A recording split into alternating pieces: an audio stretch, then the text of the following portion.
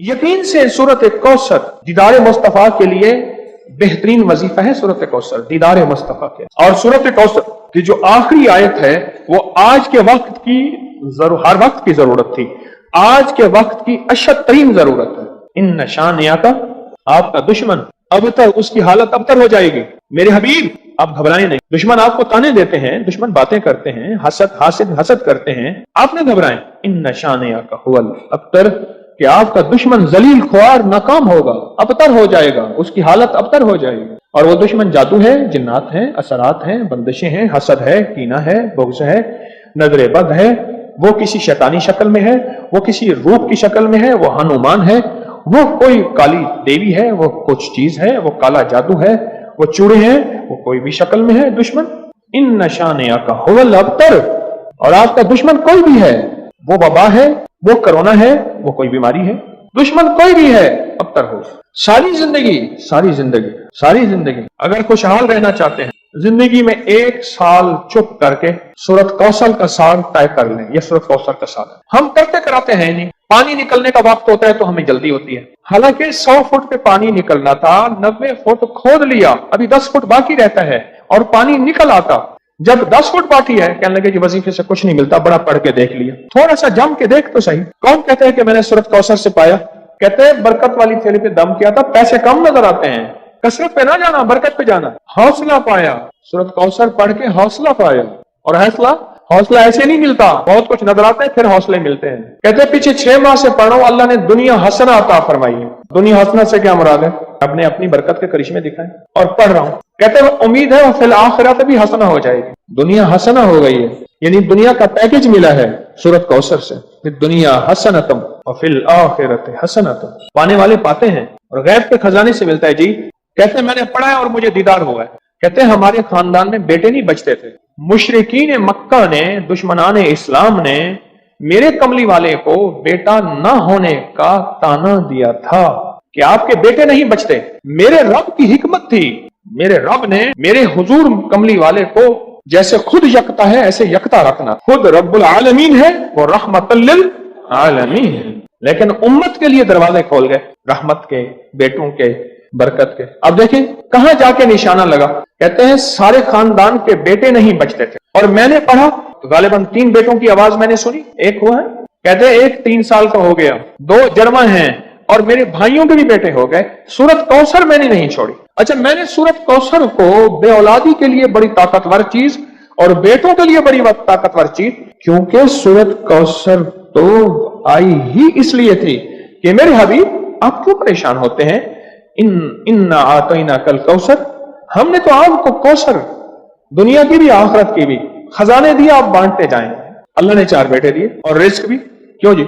सूरत कौसर। अच्छा, एक बंदे की बात मैं बता रहा था, उससे पहले कुछ और लोग सूरत कौसर के कमालात बताना चाहते थे। जैसे ये बात बहुत कम लोगों को आज शायद पहले पता हो, आज पता लगी कि सूरत कौसर में जहां रिस्क है वहां बेटे भी हैं। अलमाल वल बनून, माल और बेटे। कितने बे औलाद बैठे हैं, कितने ऐसे हैं जिनकी बेटी हैं बेटे नहीं हैं। आज भी एक खातून 4 बच्चियां लेके मेरे पास आई कि आपसे दुआ करें मुझे अल्लाह बेटा दे दे। और कौन है जो सूरत कौसर के कमालात, बरकत, फायदे बताए और इसके जो नफे मिले वो बताए। सूरत कौसर के कमालात, फायदे बताए।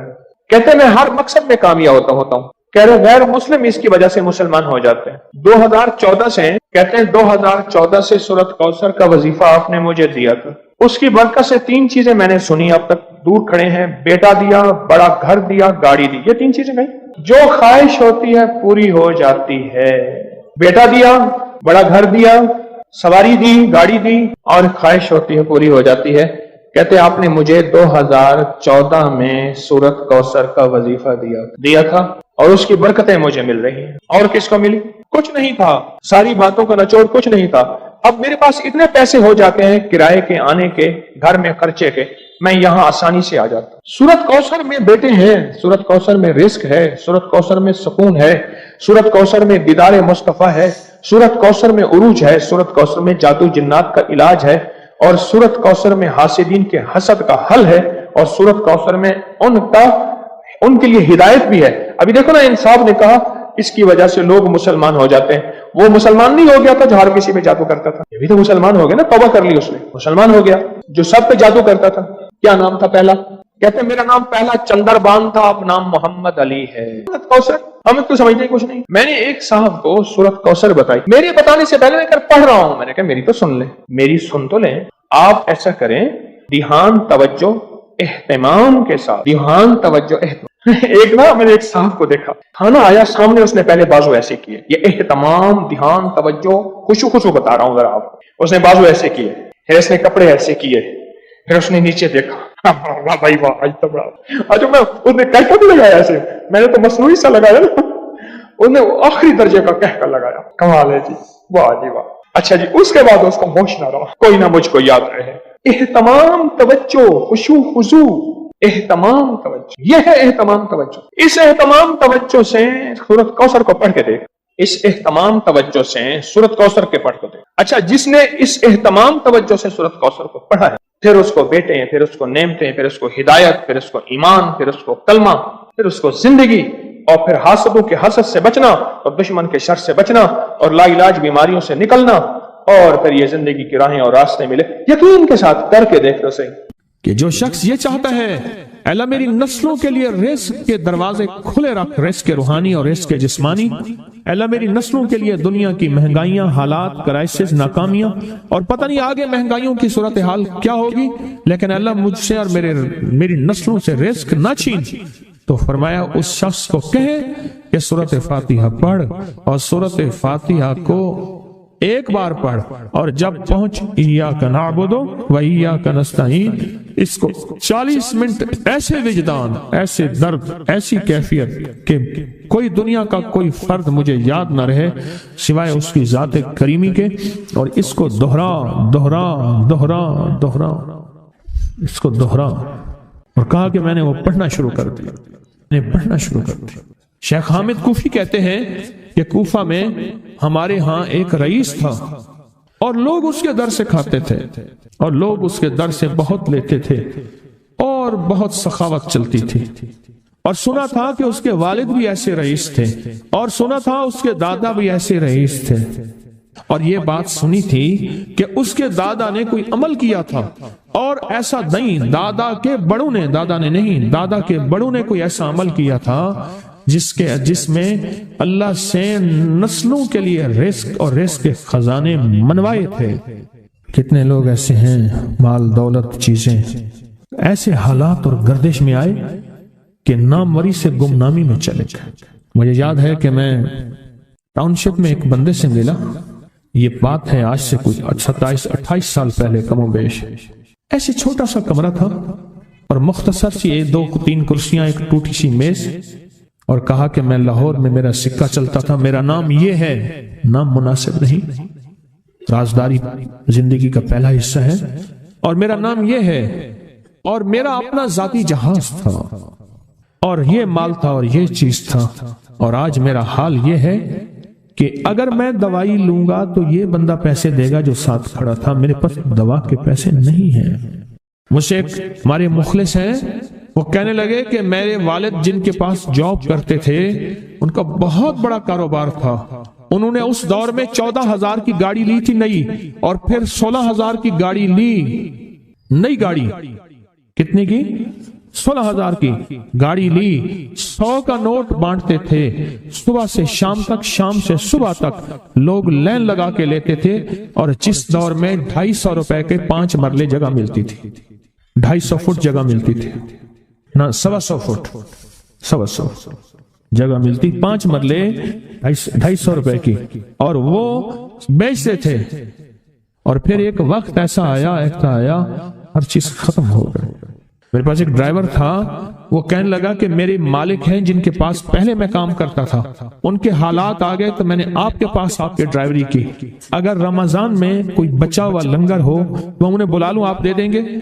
تو ہم رمضان میں مجمع آتا تو کوشش کی جاتی ہے کہ ان کو کھانا تازہ کھلایا جائے، تو میں نے کہا ٹھیک ہے، کہا کہ کچھ پیسے بھی ہو جائیں۔ کون ہے؟ کہا کہ فلاں لاہور کا، نہیں جانتے آپ؟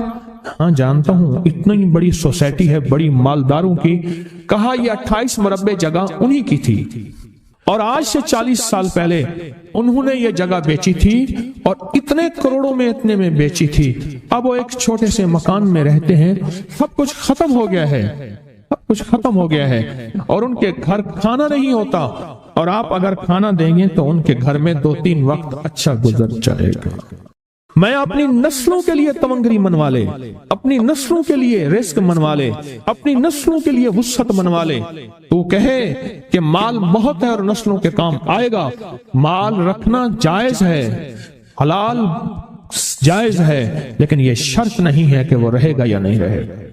یہ میری ساتھ چوک ہے, یہاں کرتبہ چوک, یہاں 2 پلازے مجھے ایک بندے نے بتائے. اب اس کے نہیں ہیں, کہا یہ اور یہ اس بندے کا ہے, فلاں نام کے بندے کا, اور اس کا آج کچھ نہیں رہا. اب وہ جس کسائی سے گلبرگ میں ہے, یہاں لاہور میں, جس سے بہت منو گوشت آتا تھا اور بڑے بڑے رئیس دعوتیں پکتی تھیں, چپ کر کے جاتا ہے اور وہ کچھ پیسے اس کی مٹھی میں ڈال دیتا ہے اور وہ اس سے زندگی کا گزر بسر ہوتا ہے. میں یہاں لاہور میں فیروز پور روڈ پہ ایک جگہ گیا تو انہوں نے وہ جگہ پہ کھڑے ہو کے دکھایا, وہ سامنے جو بنگلہ ہے, میں نے کہا وہ تو محل ہے. کہہ رہے یہ اس بندے کا ہے. اب ایک کمرہ اس کو ہم نے دیا ہوا ہے اور وہ بنگلہ, وہ محل, وہاں وہ کھڑکی اس طرف کی بند رکھتا ہے کہ میری نظر اس پہ نہ پڑے. وہ سب کچھ اس سے چھن گیا ہے.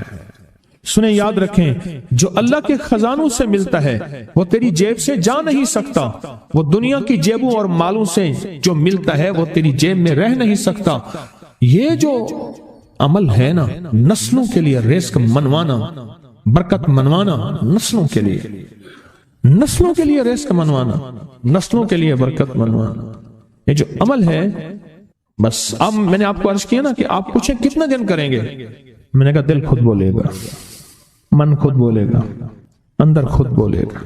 میں نے آپ کو کچھ واقعات سنائے ہیں, بڑی بڑی ہستیوں کے واقعات, بڑی بڑی ہستیوں کے واقعات.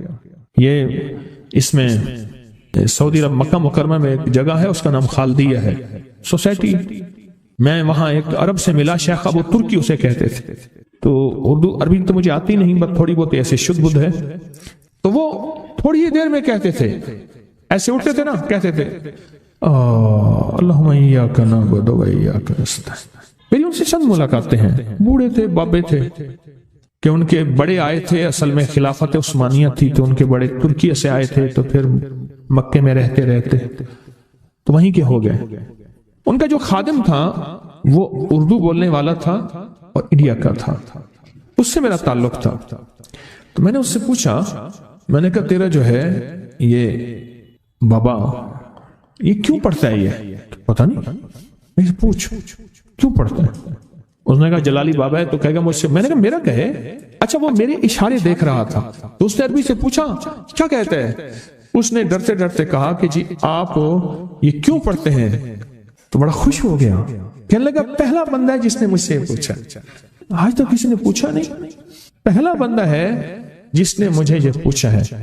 کہا جب ہم چھوٹے تھے ہمارے پاس بہت غربت تھی اور تنگ دستی تھی, تو میرے والد ہمیں بٹھا لیتے تھے اور ہم سورۃ فاتحہ پڑھتے تھے, اور جب پہنچتے تھے نا ایاک نعبد و ایاک نستعین پر, تو پھر اس کو میرے والد کہتے تھے دہراؤ, بہت زیادہ پڑھو, بہت زیادہ پڑھو, بہت زیادہ پڑھو, بہت زیادہ پڑھو. کام پڑھتے تھے, بہت زیادہ پڑھتے تھے, بہت زیادہ پڑھتے تھے. اور کہا میرے والد پھر دعا کرتے تھے اور ہم آمین کہتے تھے, اور میرے والد کہتے تھے چلو مبارک ہو, ہمیں جو ہے اللہ پاک وہ فلاں چیزیں, وہ حلاوے, وہ چیزیں کھلائیں گے. کہہ رہے ابے کو دیکھتے تھے, ابا جی ہمارے پاس تو پیٹ بھر کے روٹی نہیں ہے, آپ کہتے ہیں اللہ وہ کھلائے گا, وہ کھلائے گا. اور ابا ایسے خوش ہو جاتا تھا. کیوں؟ ابے کو یقین تھا کہ سورۃ فاتحہ اس کریم نے قبول کر لی اور میرا کام ہو گیا. وَمَن يَتَوَكَّلْ عَلَى اللَّهِ. ہاں میرے بندے, میری ذات پہ بھروسہ کر کے دیکھ, میرے قریب آ کے دیکھ, مجھ سے دوستی لگا کے دیکھ تو صحیح, پھر میں کر کے دکھاؤں گا. یہ جو وظیفے ہیں کسی درویش کی یا کوئی درویش نے جس کو اجازت ہے اس کی اجازت صحیح ہو. ہر بندہ اجازت دینا نہ شروع کر دے.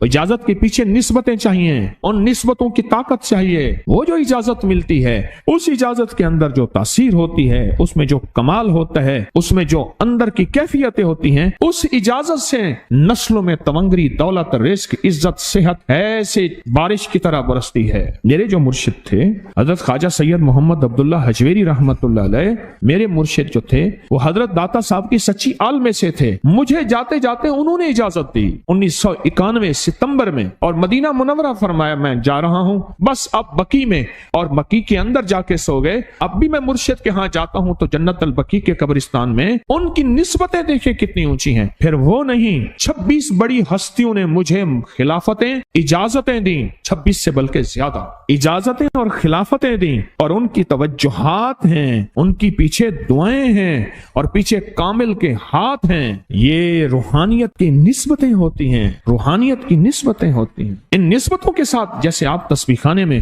ماشاءاللہ پوری دنیا میں لوگ یہاں آئے ہوئے ہیں، اور بڑے بڑے ہستیاں یہاں آئی ہوئی ہیں جو مٹی ہو کے چٹائیوں پہ پڑے ہیں، خواتین میں بھی مردوں میں بھی، بڑے بڑے عہدوں والے، عزتوں والے، بڑے بڑے مقام والے یہاں اپنے مرشد خانے میں بے حیثیت ہو کے پڑے ہیں. جو بے حیثیت ہو کے آتا ہے اللہ اس کو عزت اور مقام اور حیثیت دے. کہنے لگا میں نے نا حمزات کو قابو کرنے کے لیے میں نے ایک عمل کیا. عمل یہ تھا کہ ایک بڑا سا تھال لے لے، جیسے یہ گارے اور مٹی میں تھال ہوتے ہیں، اس کا چراغ بنا لیں، اس میں 10 کلو تیل ڈالیں اور بڑی ساری بتی ہو، ٹھیک، اس کی بتی جلائیں. 10 کلو تیل جلنا ہے. یہ سارا کتنا تیل جلنا ہے؟ اس کی بتی میں، اس کی لو میں دیکھنا ہے، اور پھر بیٹھنا اس انداز سے ہے کہ میرا سایہ ہو، اور پھر میں اپنے سائے کو بھی دیکھوں، لو کو بھی دیکھوں، اور اس کے بعد یہ وظیفہ پڑھنا ہے. 40 دن میں یہ 10 کلو تیل جل جاتا ہے. دن رات بیٹھنا ہے اور اس کو پڑھنا ہے. 30 دن جب گزرے تھے، 30 دن گزرنے کے بعد اس کو نقشے نظر آنا شروع ہوئے. نقشے یہ نظر آنا شروع ہوئے کہ گھر ہے، بچے ہیں، کھیل رہے ہیں، اماں بیٹھی ہے، آپس میں بچے کو لڑ بھی رہے ہیں، کھا بھی رہے ہیں، پی بھی رہے ہیں. اس نے ادھر سے توجہ ہٹائی. مرشد نے فرمایا تھا کہ دیکھ میری نگرانی میں عمل کر رہا، نقشے نظر آئیں گے، کسی نقشے میں نہ توجہ کرنا نہ خوف کرنا. خوف بھی آئے گا، چیزیں بھی آئیں گے، نہ کرنا ہے، بس نہ کرنا. دوسرے دن وہ پھر سے نظر آیا، پھر بچے ہیں کسی باغ میں کھیل رہے ہیں، ایک بچہ پھر گم ہو جاتا ہے، ماں روتی ہے، اتنا روتی ہے اس کو رونا آ جاتا ہے. پھر خیال آیا مرشد نے فرمایا تھا کسی توجہ نہ کر، یہ کیا نقشہ شروع ہو گیا. اچھا پھر 2 دن کے بعد نقشہ آیا، بچے کھیلتے کھیلتے کھجور پہ چڑھ گئے، ایک بچہ جو اوپر سے گرا اس کے بازو ٹوٹ گئی، لات ٹوٹ گئی. اب پتہ چلا وہ تو مر گیا. اب اس کی میت پہ جو اماں نے بین ڈالے، جو ابے نے روئے اور گھر کی مائیاں روئی. اصل اس کو وظیفے سے ہٹانا تھا، اور اس کی نظر جو وہ وہاں سے نظر سے ہٹانا تھا. پھر اس کو مرشد کا خیال آیا کہ توجہ نہیں ہٹانی، دھیان نہیں ہٹانا. پھر خیال آیا جب مرشد کامل ہو فائدہ کبھی نہیں ہوگا جب تک یقین کامل نہ. اصل توجہ ہٹانی ہے، اور بہت زیادہ رونا اور اتنا رونا کہ سرکار کا خیال آیا، بچے کو لے جا رہے ہیں، اس کی میت پھر قبر کھود رہے ہیں، پھر اس کا یہ کر رہے ہیں. رونا اتنا کہ اس کے آنسوں، رونے کی کوئی کیفیت تھی مائیوں کی. 2 دن ابھی رہتے تھے 40 دن میں سے. تو پھر وہی گھر نظر آیا، بچے کھیل رہے ہیں. شوہر آیا، اس نے آ کے کہا مجھے روٹی دو. اس نے کہا گھر میں تو کچھ بھی نہیں ہے، لکڑیاں ہی نہیں ہیں، آپ نے کچھ دیا ہی نہیں. میاں بیوی کی لڑائی ہو گئی. اس نے کہا پھر ٹھیک ہے میں آج سب کو جلا دے. اس نے کہا لکڑیاں لے آیا، ادھر ادھر سے لکڑیاں لا کے نہ سے اس نے وہ لکڑیاں جلائیں، بچوں کو اٹھا کے جو ڈالا آگ میں، جو چیخیں نکلی بچوں، دوسرے کو پکڑ کے ڈالا، تیسرے کو ڈالا، چوتھے کو ڈالا، آگ میں ڈالتا جا رہا ہے. مائی چیخ رہی ہے، کوہرام ہے، زندہ بچوں چھوٹے معصوموں کو آگ میں ڈال رہا ہے. ڈالتے ڈالتے کہنے لگے تو بچ گئی ہے بھائی، آ پھر پکڑ کے میں تجھے ڈالتا ہوں. جب اس کے ڈال کے کہنے لگا اب اس عامل کو تو بچ گیا ہے، ایسے اس کو ایسے ایسے پکڑنے لگا، اور پیچھے مرشد کا کھینچ کے تھپڑ اس کو آیا. جب کھینچ کے تھپڑ آیا سارا نقشہ ختم ہو گیا. اوہو، کہنے لگا یہ کیا تھا.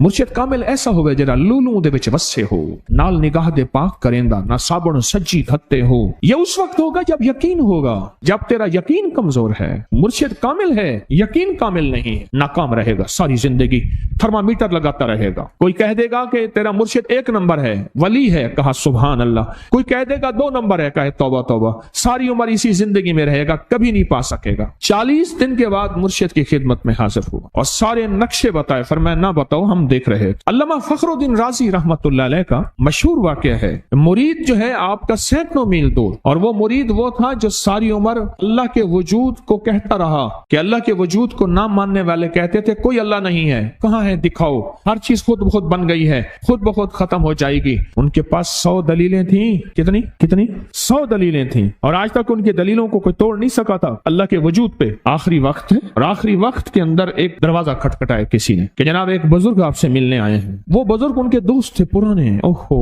آپ کا آخری وقت ہے, میں ملنے آیا. اور وہ بزرگ نہیں تھا, وہ شیطان کی شکل بن کے آیا تھا. اس نے آتے ہی وہ مسئلہ چھیڑ دیا. آج تک اس کی دلیلیں کوئی نہیں توڑ سکا تھا. یہ اس کی دلیل توڑ گیا. پہلی دلیل ٹوٹ گئی. اس نے دوسری دی اللہ ہے. اس نے 2 دلیل بھی توڑ دی کہ اللہ نہیں ہے. اس نے تیسری دی اللہ ہے. اس نے وہ اپنے علم کی طاقت, وہ دلیل بھی توڑ دی. چوتھی 99 دلیلیں توڑی, ابھی ایک دلیل باقی رہتی ہے.